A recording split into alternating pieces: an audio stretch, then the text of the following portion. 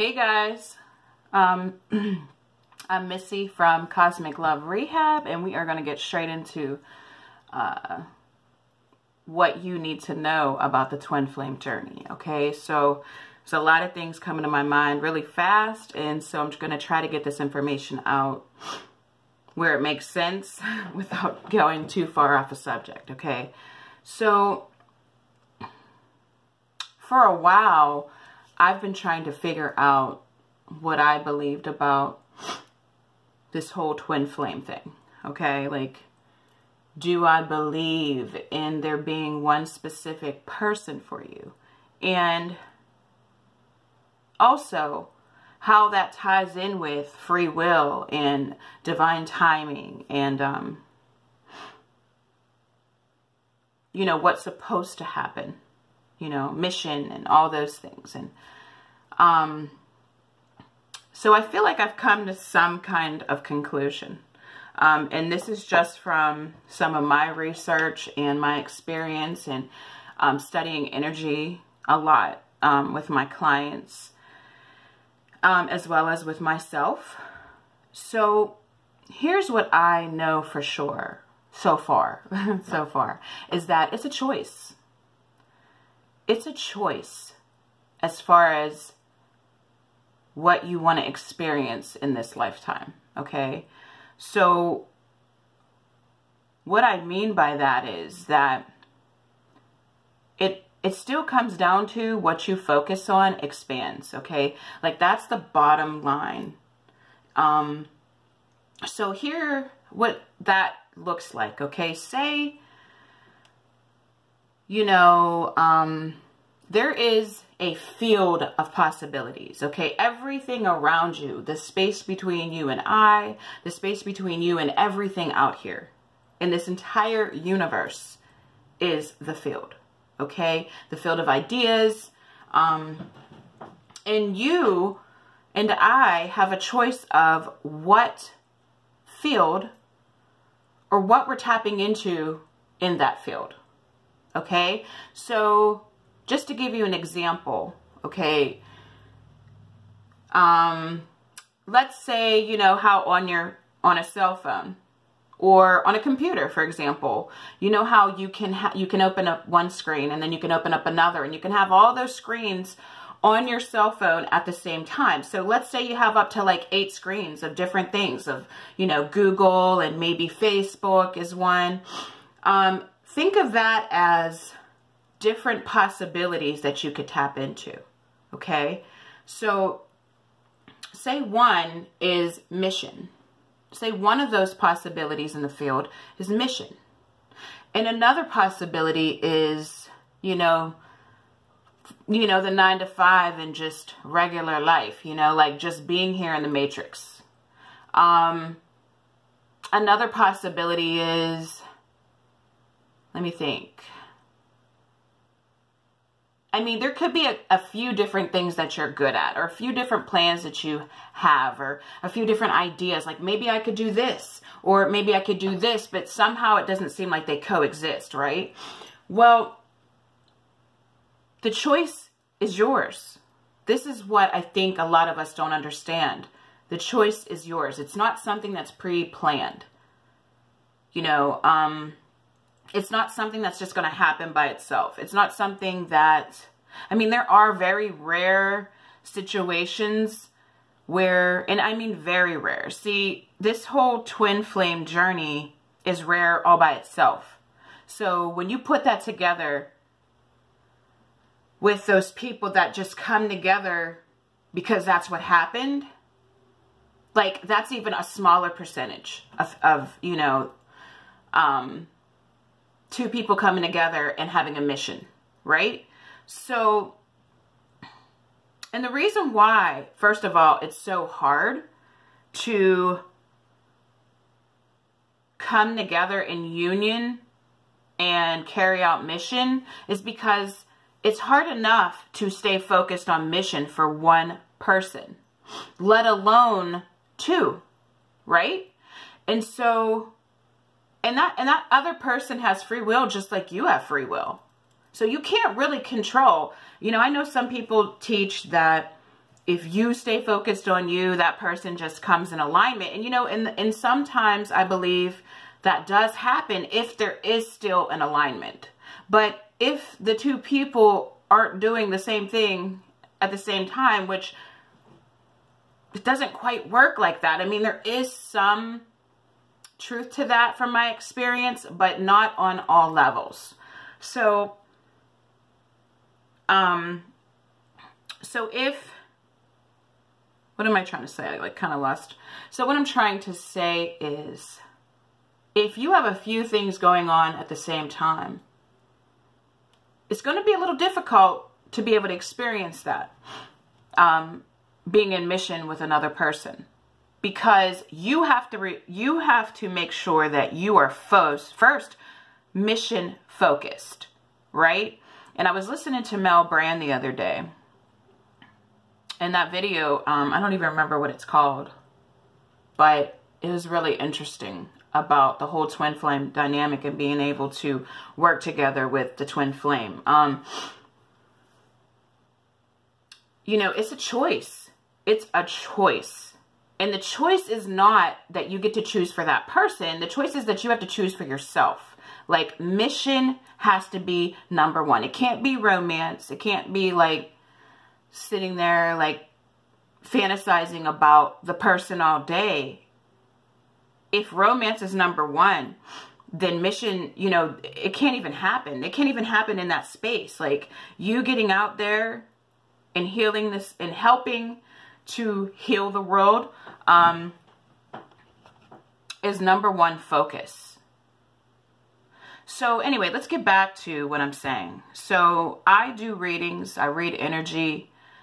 And I mean, like, I eat, shit, and breathe reading energy. Okay, like, I'm constantly focused on what happens with energy and how people's free will ties into that. Because for a long time, I wasn't quite sure if we really had free will. You know, like, I grew up where, I grew up in a very strong Christian home. And from my faith growing up, it was kind of like life was led by God and the devil. You know what I mean? As if it was separate entities outside of yourself where you didn't really have a choice. You had choice, but it wasn't major. You know what I'm saying? Like, it was all left up to, well, the devil made me do it. Or, like these entities were taking your free will. You know what I'm saying? And so for a long time, I knew there had to be free will because we chose, you get to choose what you're going to do every day, right? But I didn't know how much free will we really had.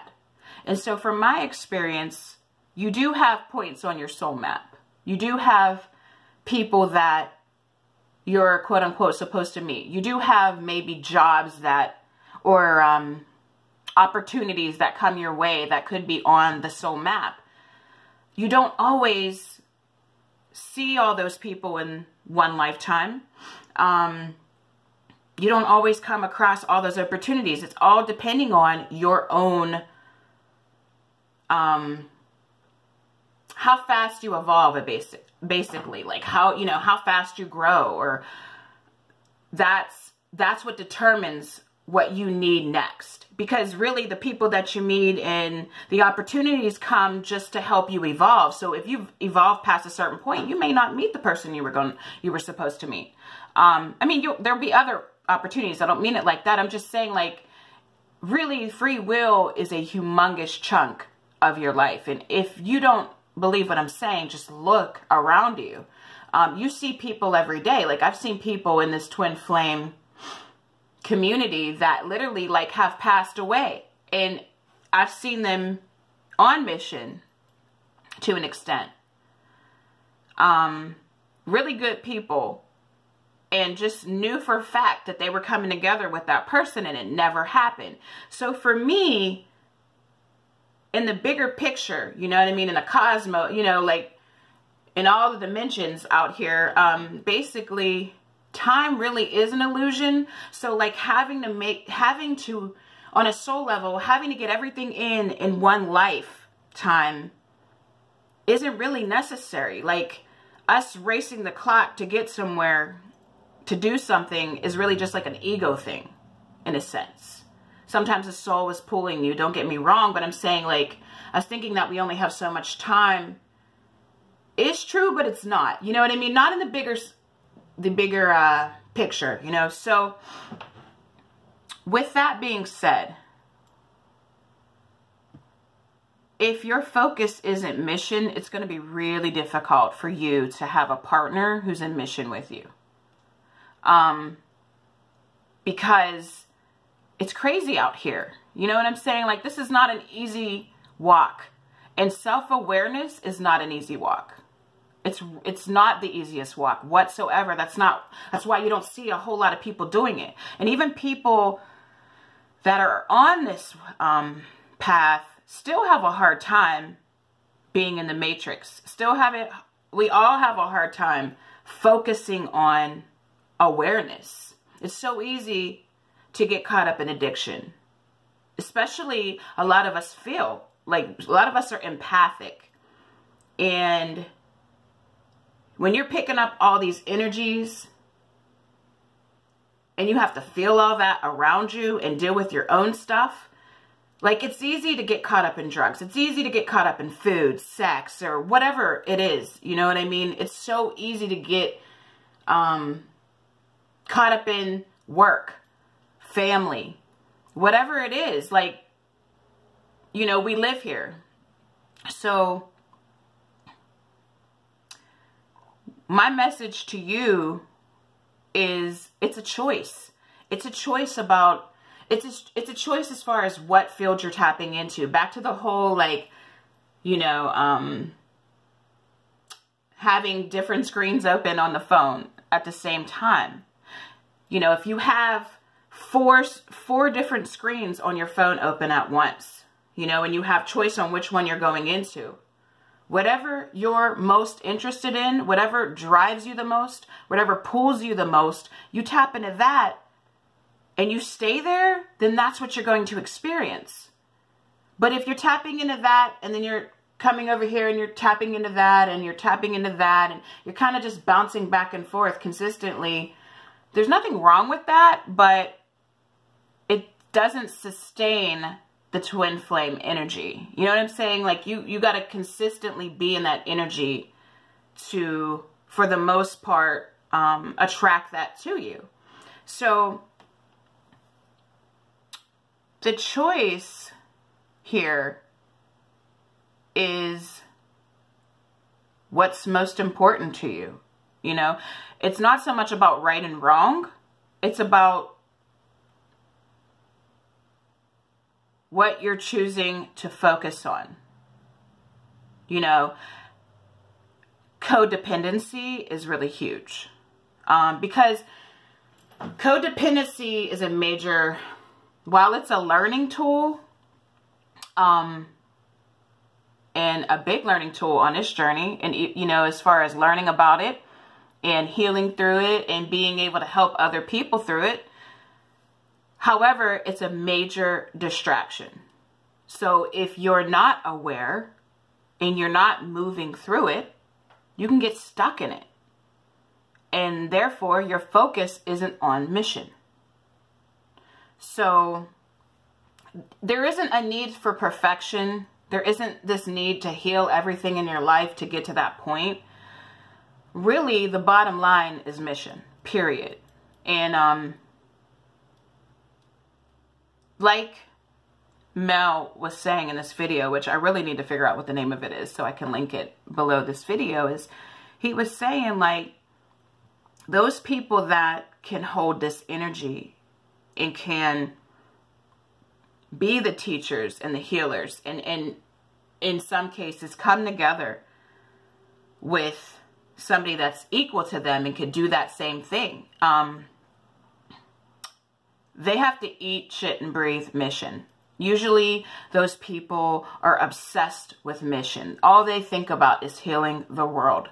You have to be more obsessed with that than you are about, oh my God, he makes me feel so great. Like, oh my God, I'm so in love. Oh, you chasing that high of the bubble.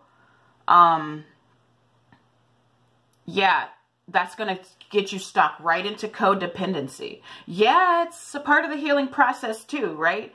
But it depends on what your focus is. It depends on what you're aligned with.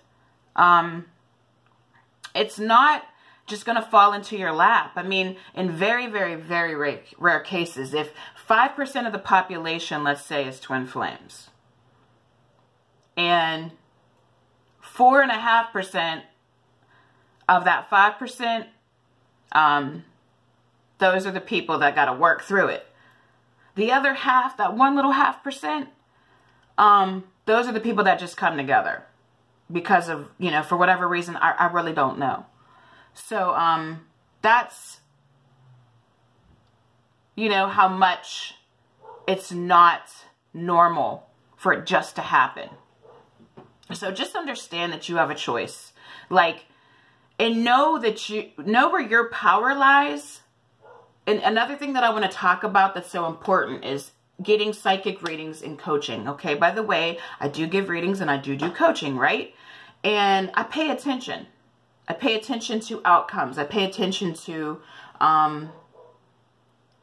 you know, how things line up and predictions and that kind of thing. And predictions change based off of your own choices, which is why for me, I love coaching so much more than I do giving predictions, because I know that free will plays a major part.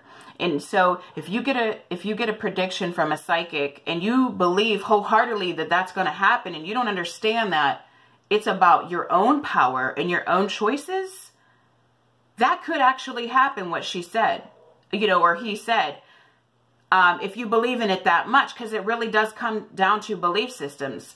But if you didn't like what they said, that could happen too, but you still have to understand that sometimes you can, well, a lot of times you can shift the energy. You know, it's not written in stone.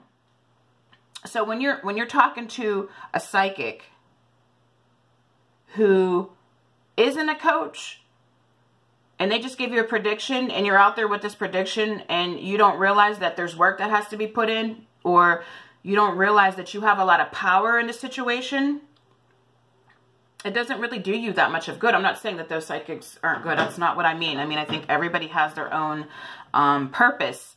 But what I'm saying is that don't just leave your fate into somebody else's hands. Like, take control of your life. Understand that your personal power is extremely important. Your power to choose what direction you're moving in. You can't choose what the other person's going to do, but you can choose how you're going to show up, and how you're going to show up is pretty much going to reflect what you're bringing in. So the questions you might want to ask in a reading or to your intuitive coach or guide is like, what can I do to shift energy, to bring this in or do that? Like, that's really important. Yes, it's important to see where the energy stands, but it's even more important to know where your power lies, because you can ask where energy stands for years, and it could stand in the same place as it did years ago. And I don't know if you noticed, but that happens in a lot of readings. In a lot of readings, things stay the same because people don't realize that they have the power to choose. They think that there's this force that's making them do something. And I thought it too. Like, for years and years, I believed that that was happening. I believe I didn't have control over my own life. And I think as humans, you know, that's probably always going to be a struggle to not really fully understand our own power here. But it's really goes back to what you focus on expands. Like, it's so simple. What you focus on expands. If you can hold your energy, if you can hold your focus and keep it on you and your mission, then you have a much greater chance in being able to manifest somebody that equally mirrors that and can hold that right with you. But most people have a very difficult time doing that. And if you have that kind of energy, like Mel was saying, like, a lot of times the twin flames, and I don't love labels, so it's kind of hard for me to even like say twin flames, but let's just call it twin flames, okay? And for me, twin flames are people that are here to help this world evolve, right? By experiencing things themselves, taking on templates, sexual templates, like fucked up families, fucked up situations, you know, experiencing the craziest shit in order to learn from that and then help other people through their experiences to evolve, okay? So that's how I see it. And a lot of times in those situations, we get caught up in them because they're painful as hell. And you get caught up in the situations and then mission becomes lost and everything else becomes lost. It's not easy to deal with that.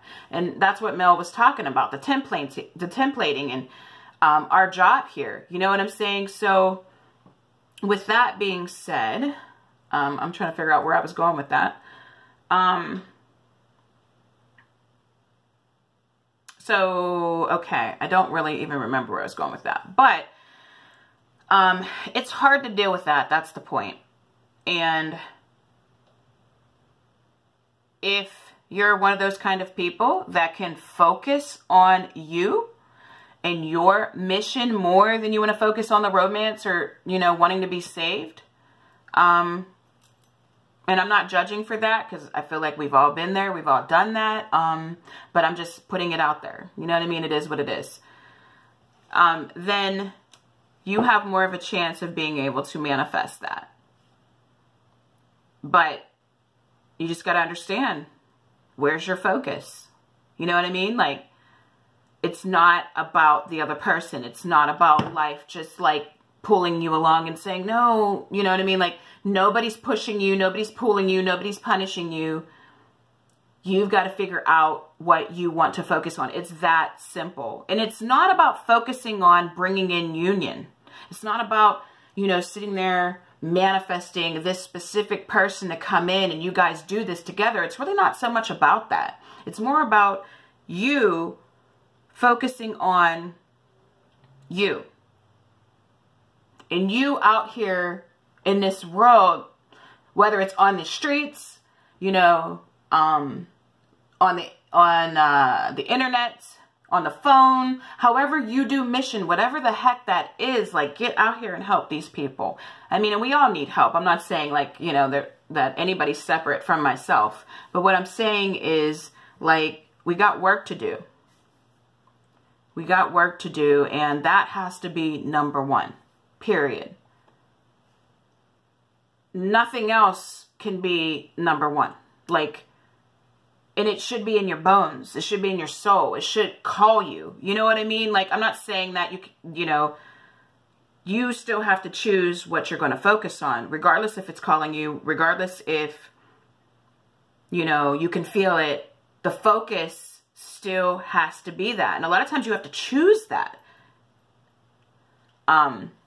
for it to be consistent. So I just wanted to leave you with that. And I hope you have a good day.